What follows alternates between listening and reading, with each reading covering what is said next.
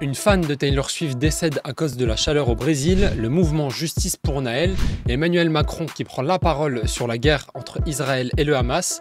Salut à tous, on est le lundi 20 novembre et bienvenue dans C'est quoi l'info ?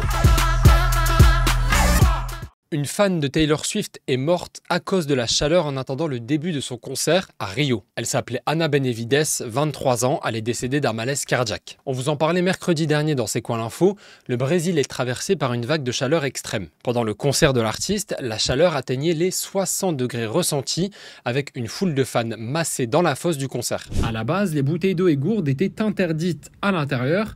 Taylor Swift a même été vue en train de jeter des bouteilles d'eau à ses fans. Sur Instagram, la chanteuse a réagi au drame. J'ai du mal à croire que j'écris ça, mais c'est avec un cœur brisé que je vous annonce que nous avons perdu une fan ce soir. Je ne peux même pas vous dire à quel point je suis dévastée. Le concert du lendemain a été reporté, mais la date de dimanche soir a bien eu lieu. La chanteuse a interprété Bigger Than the Whole Sky en hommage à Anna. Goodbye, goodbye, goodbye. You are bigger than the whole sky. You are more than just a short time.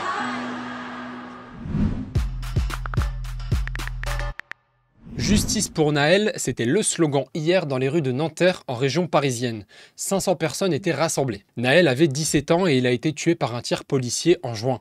Le policier à l'origine du tir mortel a été libéré la semaine dernière. Alors attention, s'il est libre, l'homme reste mis en examen pour homicide volontaire. Mis en examen, ça signifie que des soupçons graves existent encore contre lui. Mais le procès n'a pas encore eu lieu. Un homicide volontaire, ça veut dire avoir l'intention de tuer quelqu'un. Le policier libre a interdiction de porter une arme, de se rendre à Nanterre, mais dans les faits, il a le droit de reprendre son travail. Cette libération est vécue comme une injustice pour la maman de Nahel qui a appelé au rassemblement hier. Il a fait que 4 mois et demi de détention. Ce n'est rien, ce n'est rien pour moi. Professionnel, c'est pas qu'il a enlevé une vie, il a enlevé 2 vies. Il m'a tué en même temps. Pour Emmanuel Macron, trop d'innocents meurent dans la guerre entre le Hamas et Israël. Le président a pris la parole ce week-end. La bande de Gaza fait face à de très nombreux bombardements israéliens depuis l'attaque terroriste du Hamas contre Israël le 7 octobre dernier. Emmanuel Macron a parlé au Premier ministre israélien Benjamin Netanyahou. Il l'a alerté sur les trop nombreuses pertes de civils, d'innocents à Gaza. Et il lui a aussi demandé de bien différencier les terroristes du reste de la population. Emmanuel Macron s'est également entretenu avec Mahmoud Abbas, le président de l'autorité palestinienne. L'autorité palestinienne, c'est un mouvement politique qui gère la Cisjordanie, l'autre territoire où vivent les Palestiniens. Le chef de l'État a également annoncé que la France était prête à accueillir des enfants blessés pour les soigner chez nous. De l'aide humanitaire, notamment du matériel médical, va aussi être envoyé par la France vers Gaza. Est-ce que vous connaissez des ados sans portable? Moi non.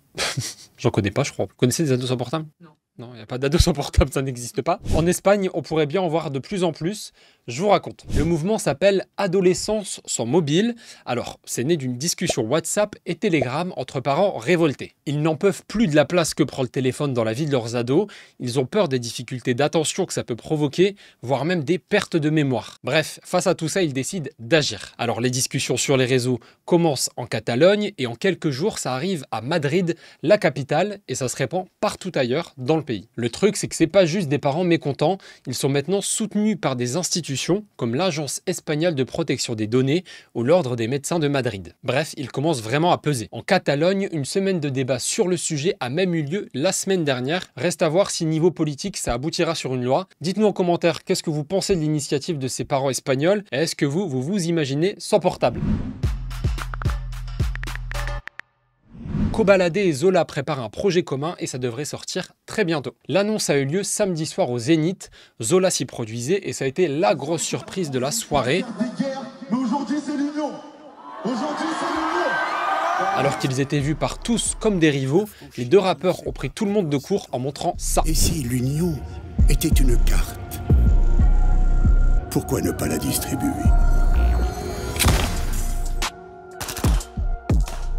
Ce qu'on vient de voir là, c'est le teaser de leur projet commun. Ça risque d'être partout dans les semaines qui arrivent, car ils sont tous les deux très populaires. On peut juste citer l'immense carton de Diamant du Bled pour Zola, ou celui de Détail pour Koba. Je suis dans les bacs dans toutes les CR. Et voilà, merci à tous d'avoir regardé la vidéo. N'hésitez pas à liker, commenter, partager. Demain, ce sera Camille qui sera aux commandes de C'est quoi l'info. Elle prendra 5 minutes pour vous parler des violences conjugales qui touchent les jeunes. D'ici là, on est sur YouTube, TikTok, Snap. On est aussi sur franceinfo.fr et sur France Info Canal 27. Moi, je vous dis à très vite. Salut, salut! Je suis dans les bacs dans toutes les